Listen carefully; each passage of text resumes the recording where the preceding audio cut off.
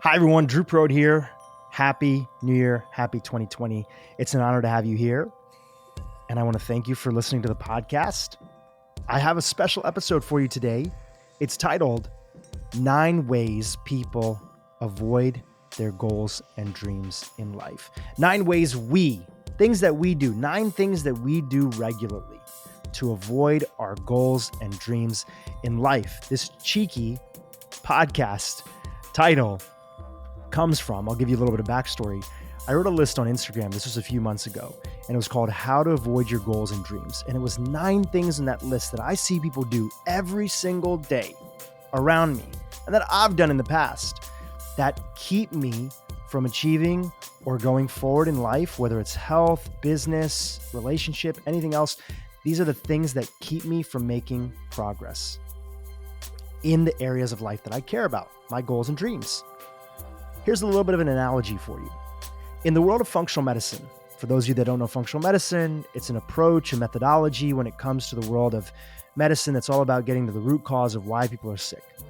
And the way that these doctors, these functional medicine doctors and practitioners, many of them who have been on this podcast, think of it often is, what does the body need that it's missing? What do we need to add into the body to help it restore balance? And then sometimes, what do we need to remove? So adding and removing. These are the 2 primary ways they think about it in functional medicine to restore function back to the body. That's why it's called functional medicine. Now, because it's New Year's and because there's no list, there's no shortage of lists or resolutions that are out there. Everywhere you turn, somebody's going to be proposing a resolution to you, an idea of something to add into your life. Now, we live in this culture right now that is super obsessed with adding, doing more, being more, adding more. More is great, and there's some place and time for more in our lives. But what I think doesn't get enough credit is removing something that is preventing us from making progress in the things that we care most about. Sometimes just being aware of a pattern we're playing out when it comes to our life is enough to stop giving that thing energy or stop giving it as much as energy. And then we don't need to add anything new. We can just continue to make progress now that the obstacle has been removed. So this podcast is really in defense of removing things from our life that are preventing us from making progress on what we care most about. These are 9 things that I've come up with that I see people do regularly around me. I hope you enjoy this podcast. If you do, I want to put something out there to you. I have started a new text message number, a new number that you can text today, and you can share with me your thoughts on this podcast, any past podcast, ask me questions, tips, advice on anything that I've ever talked about. This is a new service that I've started because one of my intentions for this year is to create a deeper connection with my audience and community. That's you. I want to know more about you. I want to hear more about what you're up to. I want to know about what questions you have. I want to know about how I can provide more value to you in your life. So I've started this text message number. The number is, get ready, pull out your phone, 302-335-6565. That's 302-335-6565. You can text me today. Don't call me, but text me. And I will be able to see and add you to my list. And occasionally, every so often, I'll send out quotes or ideas or books that I'm interested in. I'm not going to blow up your phone. Don't worry. It'll just be occasionally. And in between then are private text messages. So when you text me, it's just me who can see it. If you have a question for me, if you have a thought on a podcast, if you want advice on something, then it'll be a one-to-one conversation. It's 100% me that's responding to these text messages that you send in. So it's just between me and you. And so if that sounds exciting, intriguing, and you want to say hi, or that you like today's podcast, or that you didn't like today's podcast, that would mean the world. You can text me anytime, 335-6565.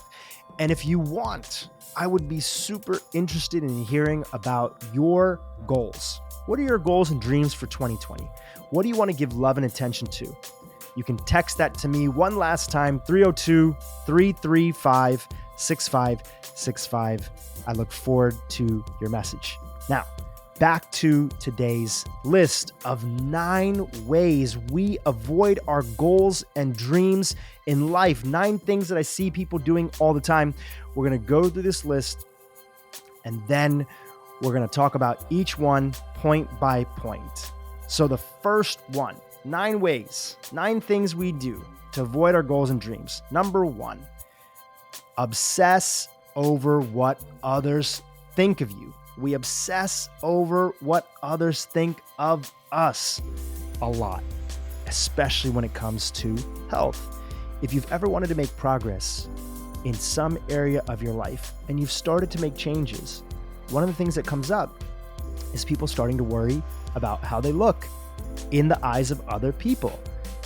You know, I've mentioned on the podcast before that a few years ago, about 5.5, 6 years ago, my mom, my lovely mother, who listens to this podcast, shout out to my mom, got diagnosed with breast cancer. And I'm lucky that I'm in this world of integrative and functional medicine. I put together an incredible team. They put a protocol together for her. It was caught very early. It was early stage 1 breast cancer for HER2 positive gene. And the doctors put this incredible protocol together for her and said, okay, this is your new lifestyle now because we need to lower the estrogen that's there inside your system. We need to have a diet that's less in sugar. We need to include more protein into your diet, X, Y, and Z. And she followed down the list. And she started feeling amazing right away. Now, in addition to the changes that the functional and integrative doctors made with her, they also worked in conjunction with her regular doctors. And luckily, thankfully, knock on wood, thank the Lord, about 9-10 months later, she was officially diagnosed in remission. Now, she started to feel great, and we were very thankful that she was diagnosed in remission. And the doctor said, she had asked them, is this what I have to do now? They said, okay, you can ease up on this area, but this is your new lifestyle. This is what you want to do. And one of the things that my mom opened up about that was very tough for her is that even though she felt great, even though she even though she was diagnosed as being cancer-free now after 9-10 months, it was very difficult for her to continue this new lifestyle that these doctors had created for her in social settings, especially when she would travel overseas to India to visit family and other places.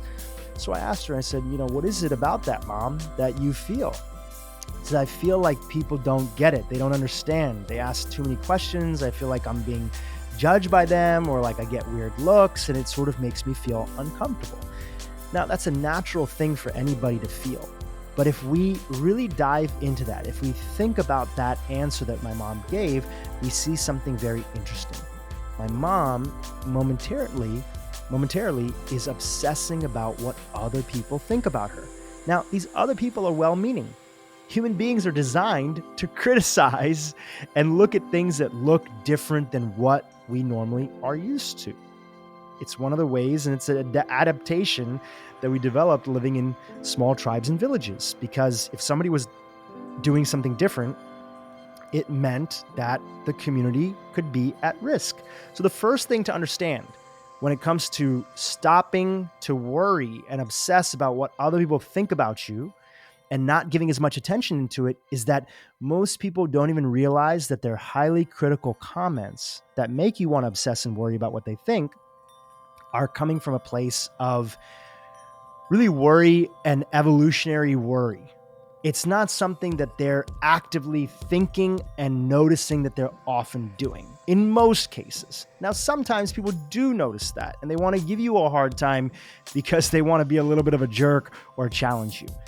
And if we have compassion for those individuals and understand that really they either feel like they're not fitting in because now you're doing something new, that they don't understand, and that maybe you're trying to position yourself as being better than them, or a whole host of other reasons. When we understand that, we can actually take a step back and realize that they're just playing out a pattern. And if we feel like defending ourselves inside of that pattern, then we're going to be playing the same game as them. Instead, if we zoom out and have some compassion for them, we can stop giving it energy. And there's an important question to ask yourself when you notice that you're obsessing over what others think of you in some area of your life. You want to ask yourself, where have you put them on a pedestal? Where have you given their opinion more weight than it deserves? It's kind of like this old phrase that maybe you've heard before, which is praise and blame are both the same. So if their criticism is something that is hurting your feelings or distracting you and you're obsessing over what they think of you, you want to look at the other side of it, the other side of that pendulum, which is where in the past have you given a lot of weight and energy to their praise, where they said you were doing something good.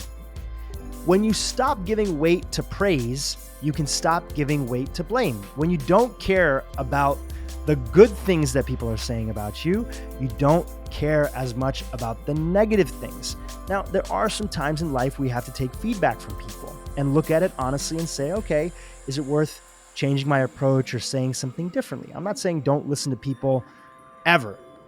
What I'm saying is, how can we pull back and not give as much energy to obsessing over what others think of us? Because if my mom obsesses over what people think about her too much, then she stops living and practicing those healthy habits that are allowing her to feel in the best health that she's ever felt in her life. If you're interested more about my mom's journey and the people that have supported her, just as a side note, you can check out Ralph Moss, who's an integrative cancer researcher, who was one of the individuals that was on my mom's cancer team that I put together. And then also Dr. Elizabeth Boehm, who is at our wellness center, at the Ultra Wellness Center that I have with Dr. Mark Hyman. And we have a past podcast with her on Broken Brain. And she was just recently on The Doctor's Pharmacy, which is my business partner, Mark Hyman's podcast. And you can listen more about her approach and her experiences as being a cancer survivor with breast cancer if you're interested more in that topic. So, summing up, if we want to take a step back and not obsess over what other people think about us when it comes to any aspect of our life, number one, have compassion. Number two, see where you are giving them unnecessary credit and weight to their opinions, not just the bad, but the good too. And with that awareness, you can start stepping back and stop giving as much energy to them and what they think about your life. They don't know you. They don't know your goals. They don't know your hopes and dreams. Even sometimes the people that are closest to us don't fully understand why we're doing what we want to do. Everybody doing something amazing in life is getting some criticisms from people who don't understand what they're up to. Just know that you're not alone, and that will help you to not give as much energy to obsessing over what other people are thinking about you. Number two, wasting time on social media is one of the things we do to avoid our goals and dreams. In 2020, in this beautiful day and age, social media is one of the most interesting tools that I use in my life to help spread the message of this podcast, connect with many of you listeners who have messaged me and have said hi, many of you who I've met in person and connected with, some of you who have hopped on the phone and said hello to. Social media is such a powerful, powerful tool for connection in this day and age. You know, social media gets a big and a very bad rap. If you've listened to any of my friendship episodes or podcast episodes, you know that I think of social media, especially for adults, it's different for kids who are more prone to addictive behaviors and that really do need limits on their screen time because of how social media and computers are designed. But when it comes to adults, I really do think of social media as a tool that can improve our life and can help us pull out of loneliness and really connect with people who have similar values and goals. So I'm pretty pro social media in that sense. Where I have challenges with social media and where I see people around me, even very close friends, using social media to avoid their dreams and goals in life and making progress on them is when it comes to what I call passive consumption. Passive consumption is when you open up social media because you're feeling lonely. You may not even realize you're feeling lonely or bored or sad, or that you're comparing your life to somebody else's life. And then you open up social media and then you start scrolling and you end up finding the evidence for what you need and what you want to believe. My dear friend NQ, who's going to be on the podcast soon, has this great quote. He says, "You will always find the evidence for what you choose to believe." So in the background of your mind, in your subconscious mind, if you are feeling not enough, if you go to social media and passively start scrolling through and flipping through Instagram or Facebook or anything else that's out there, by the way, the same thing goes for the news. If you passively start consuming and you have that background feeling in your mind, you now start to look for what you choose to believe. And this is a great way to avoid your goals and dreams in life, because if you find the answer to why you're not enough, if you find the answer on social media to why you're lonely, why nobody supports you, why you haven't made more progress in your life, why you can't go or feel stuck in your life when it comes to something that you want to give love and attention to, now all of a sudden you're going to have the reason for not actually taking action, for not reflecting, for not doing things positively. Now, the difference between what's the counterbalance, or what's the alternative to passive consumption? The alternative to passive consumption is something that I call intentional consumption, which is going in specifically with either a time limit or an idea in mind. An idea might mean that sometimes on Sundays, I'll go on social media and I'll say, I'm going to look for 5 people who I haven't talked to recently, and I'm going to send them a voice note or leave them a meaningful comment on their post and engage with them about how I miss them, or how I think what they're up to is really great, or how I would love to reconnect. This is intentional consumption. You are taking in the content of other people, or you're posting something interesting if you're a content creator, with a specific reason or goal in mind. And that is a great goal, to go in and say, I'm going to comment on 5 people's pages because I want to see. It's nice. Social media is beautiful. You get to see what people are up to. You get to see who just had a kid. You get to see who's doing something new, some goal that they achieved. I just posted something on social media the other day on Instagram, how this podcast that you all support, which I super duper appreciate, just hit in 2019 7 million downloads. I felt proud about that. I wanted to share that. I wanted to give a little bit of love and attention to the amazing guests that have been on this podcast. So I posted that on there, and so many of my friends and community members, and some of you also, left comments. I think I got almost 200 comments on there saying thank you, amazing. Few people reached out, said they would love to come on the podcast, etc., etc. So social media is so great for things like that. But when we don't have a time limit, when we don't have an intention, when we go on it, that's when it can become toxic. That's when we can find the evidence for what we choose to believe, and it can become an impediment and help us avoid our goals and dreams in life. All right, number 3. The number 3 thing that I see people doing when it comes to avoiding their goals and dreams in life is I see them not asking for help or support from their friends or community. You know, I'm so surprised how often I have a friend who reaches out to me about a challenge they're going through in life. Somebody that I care about, somebody that maybe is even one of my closest friends. And in this day and age, you know, we get busy. I'm focused on my companies. I'm focused on my podcast. I might be traveling for a little while. Life happens quickly. I'll come back. I'll check in with a friend, or I'll hear from them randomly maybe a few months later on, and they'll come to me and they'll tell me about a very challenging time that they went through in their life that I had no clue about, even though I care about them and I'm so close to them. It's a great reminder. It's a great reminder for 2 things. Number 1, if I knew what they were going through, even if they just reached out and said, hey, I'm going through a challenging time and it's not something that you can help me out with, but I just want to tell you because having somebody else know about it makes me feel less lonely and makes me feel more supported. That in itself would have tremendously helped them in getting through what they're dealing with instead of suffering through it on their own. So the first reminder is, if you're somebody out there that's going through something challenging in your life that you need support with, please, please reach out to a friend. It could even be a friend from 10 years ago, 20 years ago that you haven't talked to.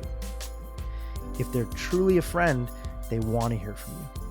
And even if they don't have an answer, even if they can't make the situation better, they can at least hear you out. And so many studies and surveys have shown that if you feel like there's one person in your life that is there for you, that's listening, that can hear the challenging times that you're going through, it makes you that much more capable of dealing with the challenge that you're going through and becoming more resilient when it comes to getting out of the challenge that you're facing.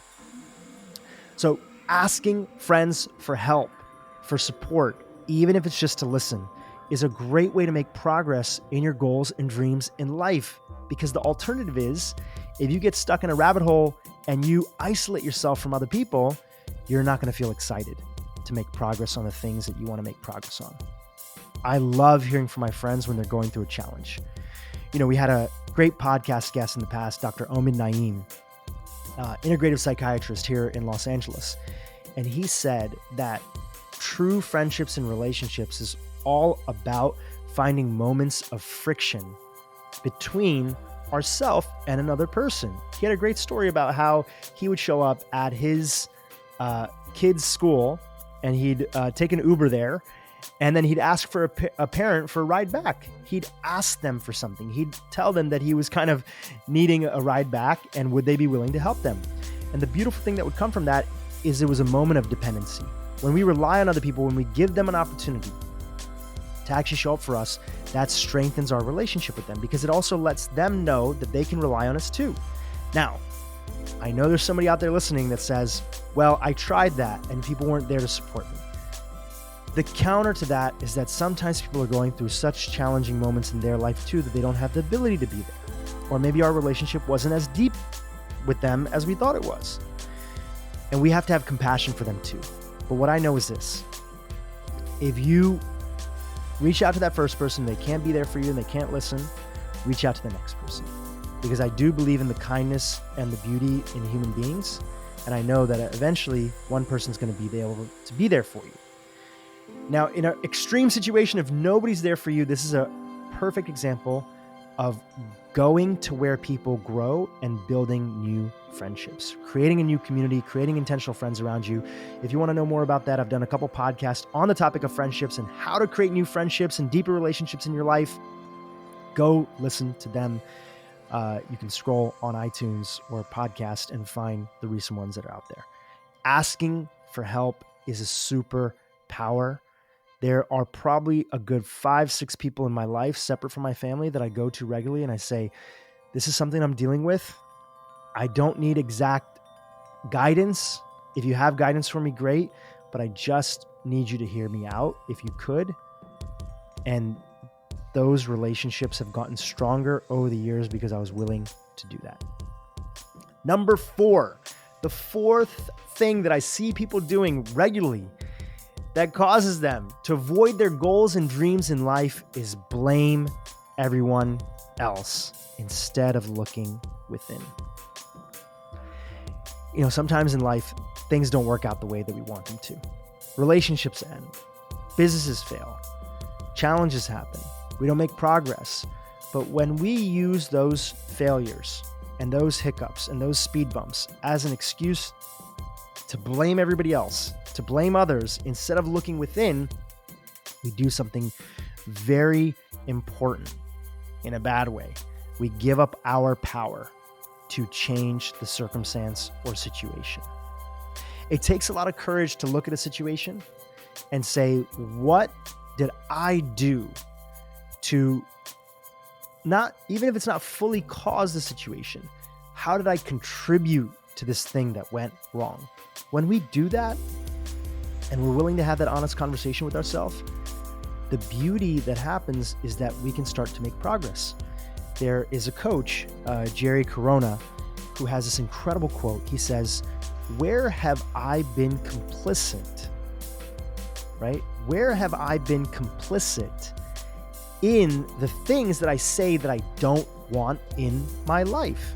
So if you have friends in your life who are not as supportive, who primarily want to gossip, or don't want to do healthy things or have healthy habits, what you want to do instead of just blaming them and kicking them to the curb is look at, how have I been complicit in creating those friendships and those relationships?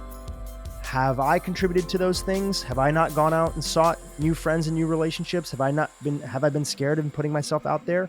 Whatever it might be, if you are in a fight right now with a friend or a loved one, if there's somebody in your life that's annoying you right now, if there's somebody that wronged you, if you can at least find a small thing that you did to contribute to that, you start to get back your power. Because when you blame somebody else, you're essentially saying that it's 100% their fault. And if it's 100% their fault, then the solution also lays 100% with them. But if we can see the way that we've been complicit in creating something in our life that we don't like or didn't want, then the solution rests within us. Now, obviously, I got to put a disclaimer out there. In extreme acts of violence and extreme acts of, war or, hurt or things that have been caused, sexual abuse, obviously, this statement doesn't hold true in those cases. So anybody who's gone through that, please note that I do understand that. But for most situations in life, for most of the interactions that are not those things, we can find some way that we've contributed to a situation. And when we are willing to investigate that and go deeper, we start to take back our power. If you want to know more about this, you want to dig deeper into this, our number one podcast in 2019 was episode number 55 with my dear friend Peter Crone, all about how to retrain the subconscious mind. And it has a lot to do with understanding the way that we make other people wrong. How are you making somebody else wrong in your life? Even if you think you're 100% right that you're making them wrong, this is a great episode for you. It'll free you up. It'll have you reclaim your energy and allow you to focus on your goals and dreams. Okay, number 5. The number 5 thing that I see people doing that prevents them from making progress on their goals and dreams in life is they avoid setting an intention for the day. One of my dear friends that was on this podcast previously, Dr. Rangan Chatterjee, talked about something called micro stressors in his past episode on stress. He wrote a book called The Stress Solution. Fantastic read for anybody who's dealing with stress, which, after talking to more and more functional medicine doctors that are out there, most of them believe, that I've talked to, the ones that I really respect, that stress, more than diet, more than other things that are out there, is the number one thing that's causing people to continue to be sick. If we don't get our stress under control and learn to embrace it, the healthy stress in our life, and remove the toxic stress in our life, we can never fully get healthy. So Dr. Rangan Chatterjee's Stress Solution. Anyways, the reason that I bring him up is that on our past episode, Dr. Chatterjee mentioned something called microstressors. Microstressors are these little insults that happen in the morning that over a period of time when they've built up, they put us over our edge. If you imagine a cup, a microstress is a little drop. It's a drop of somebody cutting us off in traffic. It's a drop of hearing about something super negative in the news, the next bombing, the next thing that causes these little micro stressors and traumas. You add them up, and then eventually your cup overfills and you now have a bigger stressor in life, or you can't cope with work the same way, or you yell at your partner, or you yell at your kids when these micro stressors build up. Now, one of the ways to protect ourselves from these micro stressors ruling our life is to set an intention for the day. Before we allow other people to control our energy, we wake up first thing in the morning and we just set a little intention for what we want the day to mean. We can even do it at night before we go to sleep for the next day that's there.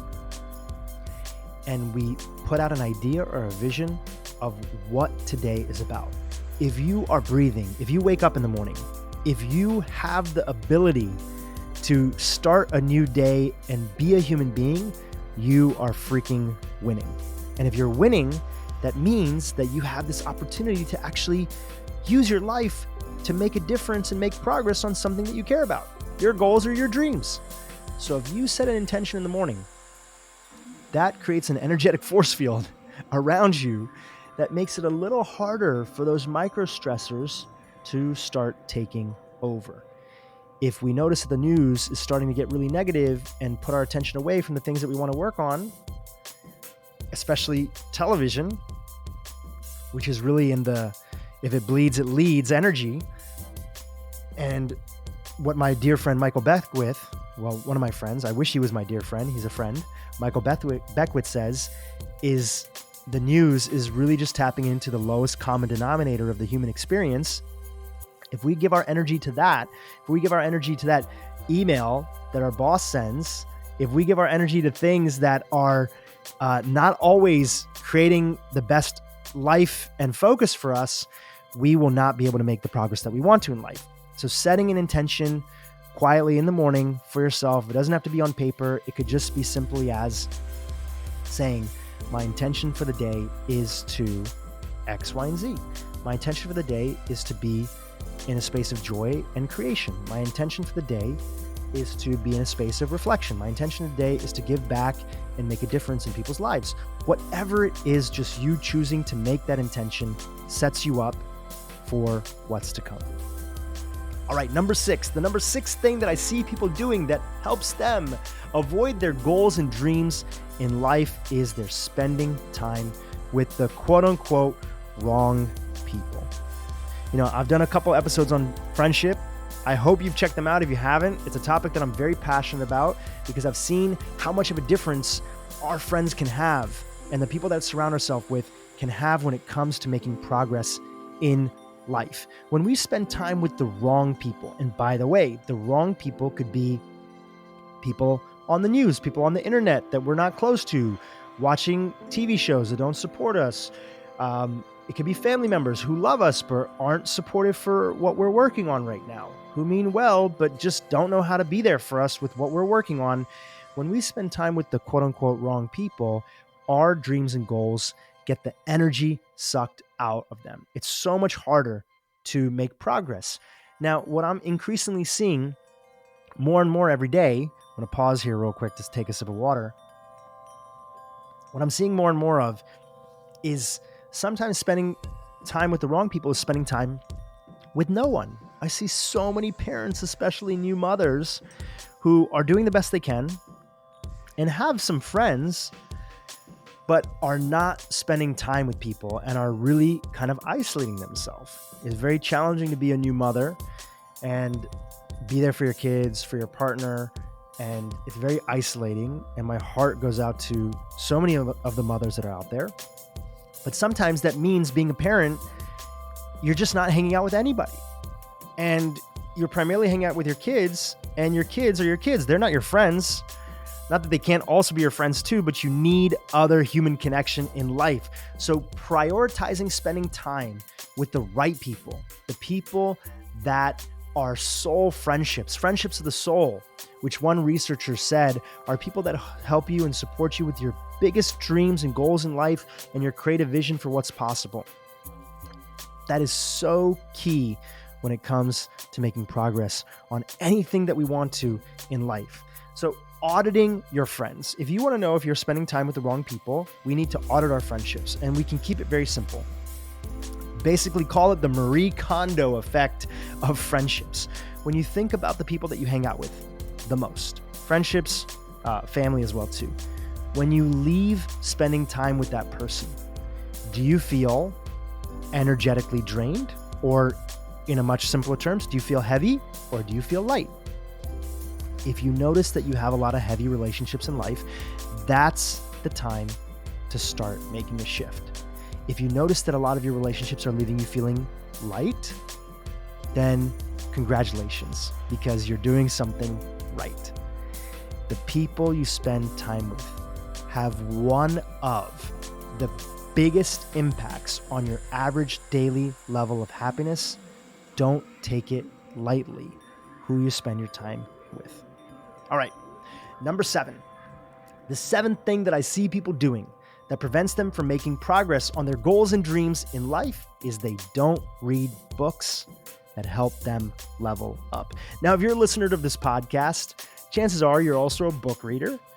And I think that one of the interesting stats that always just blows my mind is that the average person after high school in America reads only one book. That's a stat that I came across a few years ago, which is crazy. Now, we know that of the people that buy books, this is based on book industry estimates, only 10% of people make it past the first chapter. Now, there's so many books out there. There's so many authors. I'm obviously contributing to that because I have a new author on my podcast every single week, hopefully because they are writing a great book. And there's so many books that are out there, but the one thing that is there is that we don't always get a chance to read books that can truly help us level up. Now, podcasts are great, but I want to make a statement in defense of books. When you really indulge in a book, when you go deep into a book, when you bury yourself into a book, and you really get that perspective, a couple things are happening. Number one, you're away from notifications and other distractions if you're getting a chance to really read and focus in on that book. Podcasts, which are on your phone, on your computer, you're probably multitasking, you're doing other things. Nothing wrong with that. They have a purpose, and I thank everybody for listening to this podcast. But podcasts are not a replacement for books that are there that can help you level up in your goals and dreams in life. Taking a book every so often and shutting out the rest of the world on a Saturday or Sunday, even for 30 minutes, if you only have 30 minutes once a week, that can make such a difference when it comes to your level of focus. If you look at Warren Buffett, Bill Gates, many of the successful people that are out there, they'll tell you that they devote a huge chunk of their time to reading. There's a bunch of articles that are out there about how Bill Gates prioritizes books and how his books help him think about leveling up in his life, and how they've helped him across the board when it comes to his charitable work and running his companies in the past and everything else that's out there. Now, if you were looking for a book, that is my number one recommendation for you for 2020, especially if you have a hard time making progress on anything that you care about in life. That book is called The One Thing by Gary Keller. The One Thing is all about how to prioritize in our life and how people who are disproportionately successful in business, in health, in relationships, in every area do something, which is that they are clear about their one thing. They're clear about their thing that they want to give love and attention to, and they protect that thing from all the noise and distractions that are out there. It sounds like a simple concept, but this book lays it out in such a profound way. It's something that I've been practicing for a long time, but when I came across this book, I was like, how is this not the book that I've been, how is this not, this is the book that I needed when I first started my journey, when I would try to do too many things. I'm going to pause for a second and say, every week on this podcast, I have a new guest on. That guest is coming with their own insights and ideas that they've seen in their own life. Now, if you try to do what every single guest recommends, you're going to freaking overwhelm yourself. You're going to be doing too many different things. Even me, even though I read all these different books and these fascinating guests and all their different tips and tricks that are out there, I'm constantly looking at my life and choosing what I want to prioritize, what I want to try that's new. And for everything that's new that I'm trying in my life, I have to let go of something else. Every time you add in something new, you can't do everything else the same way. So it's a trade-off. So you really want to audit the things that you want to take on in your life and make sure that it's actually something that's serving you for the things that are most important.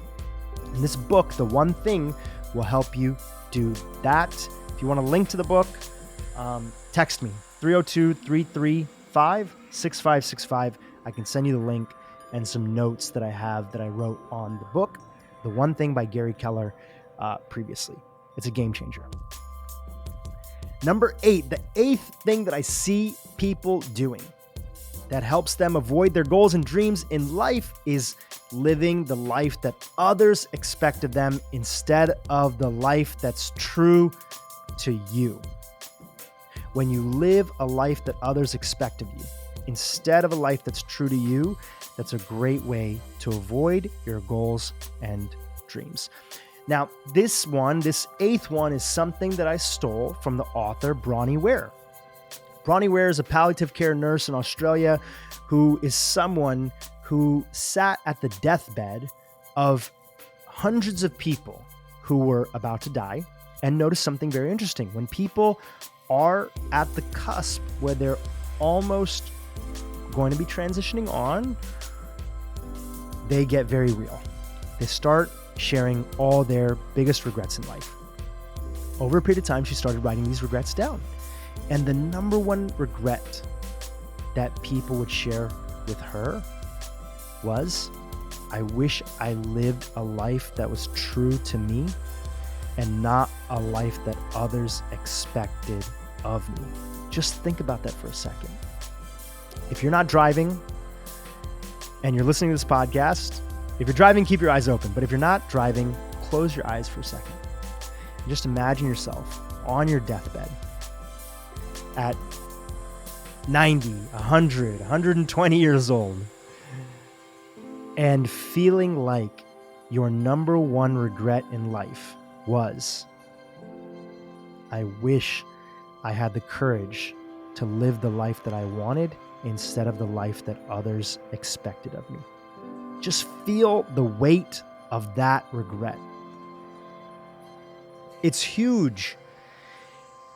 I don't want you having that regret. I don't want that regret for anyone. And so what that takes, if we are willing to have the courage to live a life that's true to us, it takes honesty.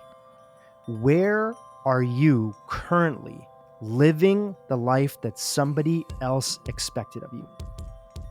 I'll share a story with you. Many of the listeners of this podcast know that I'm a businessman. I have a bunch of different businesses with my business partner, Dr. Mark Hyman. He's awesome. I'm thankful. Before that, started a bunch of different companies, some successful, some very successful, some not so successful.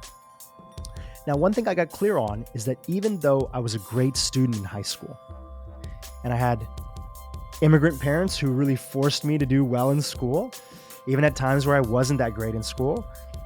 So even though I did well in high school and I was excited to go to college and got accepted into a great university, University of Delaware, I quickly got into school and realized that for what I wanted to do in life, which was build businesses and companies, especially in the space of technology, school was not the pathway for me. So even though I did great in school, and even though I know I could do good in school, I had a crossroads that I came across. And that crossroads was, okay, if I wanted to be a doctor or a lawyer or an engineer, school was perfect. I should stay in it and do that. But was I willing to have a conversation with my immigrant parents and tell them that I wanted to pursue a different path?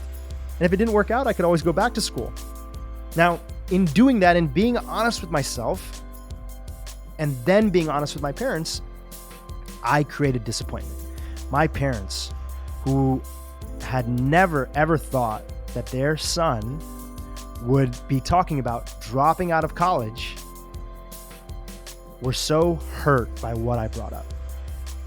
They first said, no, when you graduate, you can do whatever you want to do. We're not letting you drop out.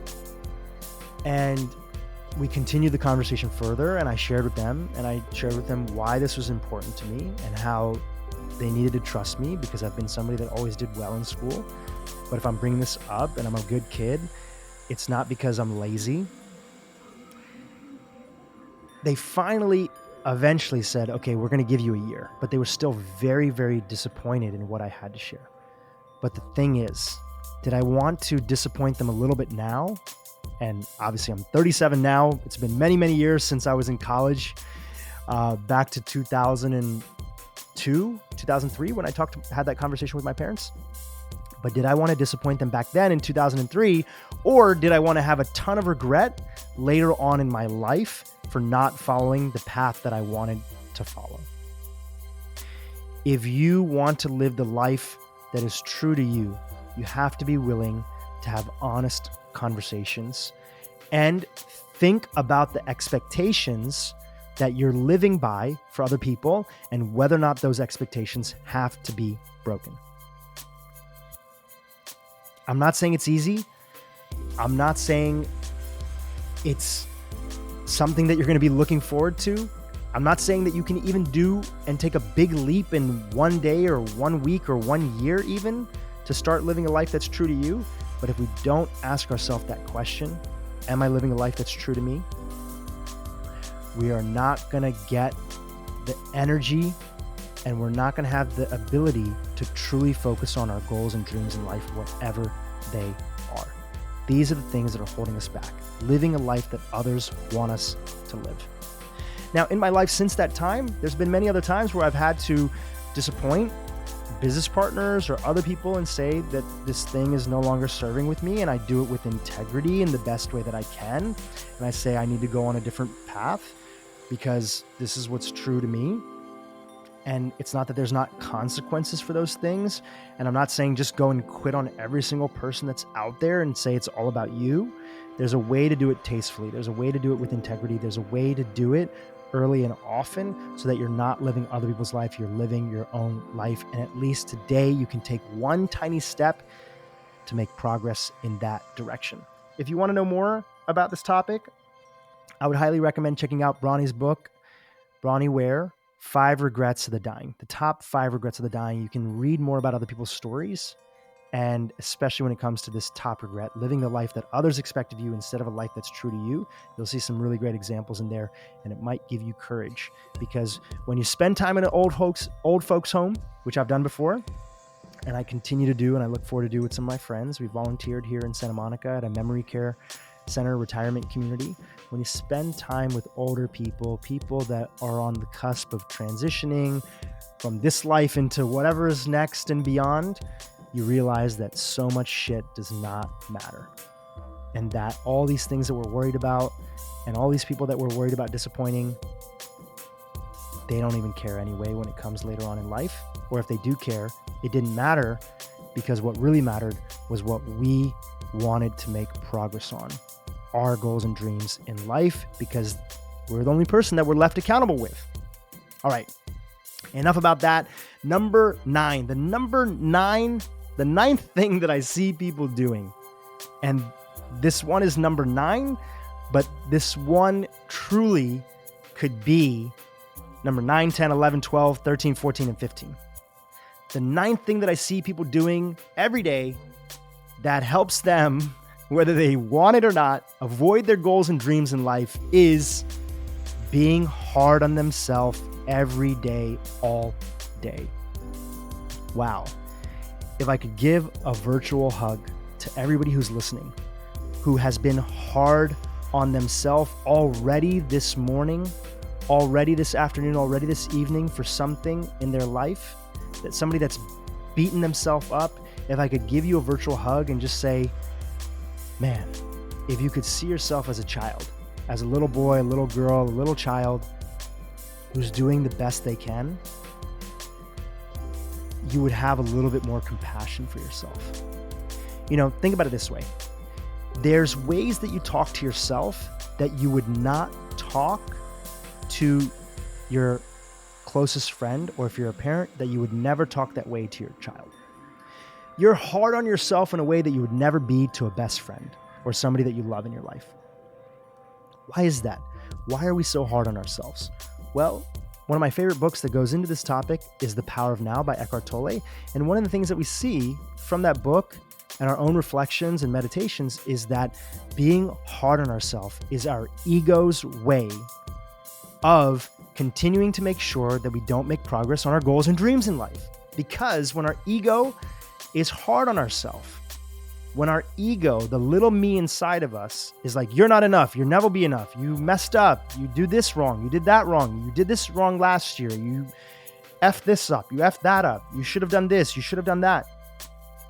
It's a way of our ego protecting itself. You know, our ego needs constant stimulation and energy to keep itself alive. Now, evolutionarily, we've developed an ego to protect ourselves, to make sure that our genes can be passed on. And I'm sure there's a lot of great reasons why we have this ego inside of us that's fighting at all times to make sure that we're okay. Now, sometimes when it comes to Maslow's hierarchy of needs, as we graduate into goals, dreams, spiritual development, making things happen, our ego gets very nervous. Because when you're on the path of evolution, it's worried that it's no longer going to be useful. It's worried that you're no longer going to need it. And what's going to happen when you're not criticizing yourself all the time? Are you going to be okay? Who's going to be looking out for you? Now, there's a lot of different theories on, is the ego still needed? Why is it there? Where did it come from? I'm not going to get into all that. This isn't that type of conversation. But if you want to learn a little bit more about it, you can read Eckhart Tolle's book, The Power of Now, or A New Earth, where he dives into it pretty deeply. All I want to say is this. When you're super hard on yourself all day, every day, it's actually counterproductive. So why would human beings do something that's counterproductive? Because we're scared. We're afraid. We're afraid of making progress in our life sometimes. We're afraid of actually going and achieving the things that we want to do. We're afraid of putting ourselves out there. What if people don't like us? So instead, we're going to criticize ourselves so that we stop trying. We're afraid of actually making progress in our health. It sounds crazy, but I can't tell you how often I meet people who are afraid of letting something go in their life that's not working. Or sometimes, along with it, there's a voice of somebody else that's stuck in their head. Maybe a criticizing uncle or aunt or parent or somebody in your life that you've not come to completion with or terms with. You hear their voice and you hear their insecurities that they wanted to put on you. And that voice now has been confused with your own voice.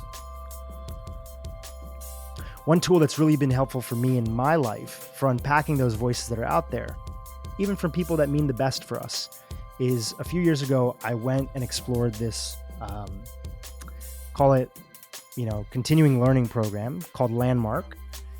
It gets a bad rap.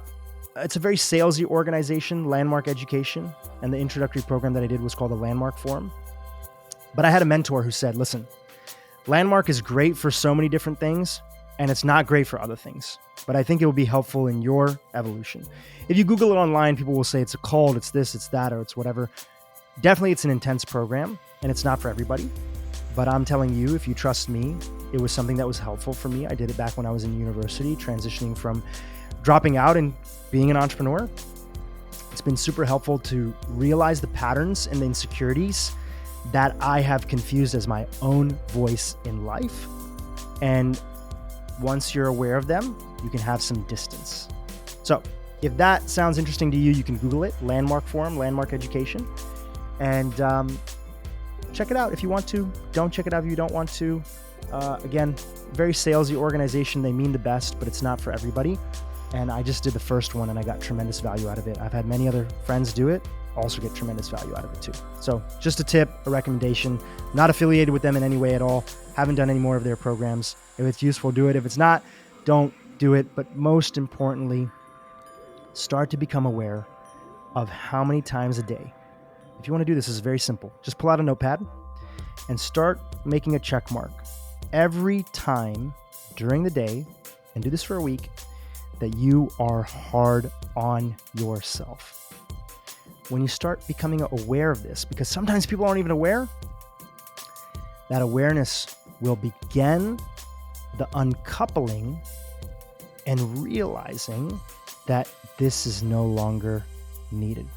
We don't have to be as hard on ourselves. But we can't begin that process of not being hard on ourselves if we're not aware of how often we are hard on ourselves, how often we're critical of ourselves. So for everybody who's been hard on themselves today, I'm giving you a big hug. You don't have to do that anymore. It's a new year. It's a new experience. Have some compassion for yourself. I have compassion for you, and I really want the best for you. Okay, we've now come to the conclusion of our podcast, 9 things people do to avoid their goals and dreams in life. I hope it's been helpful. This is something new that we're trying. If you like this episode, text me today and let me know what you thought of it. 302-335-6565. If you want more of these episodes with me talking directly into the microphone and having more of a conversation and dialogue about my stories, my journeys, my experiences in life, please let me know. If you like them, I'll do more. If you don't, please text me too, 302-335-6565, and tell me you didn't like it, and I'll take that feedback with a grain of salt. And I wish you a happy 2020 for all the things that you want to give love and attention to. That is my deepest hope for you for the new year, is that you have the courage to give love and attention to the things that matter most to you. I'm Drew Perot, host of the Broken Brain Podcast. It's been a pleasure to be there with you. Thank you. Thank you. If you like this podcast, consider leaving a review, and more importantly, share it with a friend. If there's somebody that you know that could benefit from listening to this podcast, share it with them. That would mean the world. Thank you. Thank you. Thank you. Until next time, Drew Perot signing off.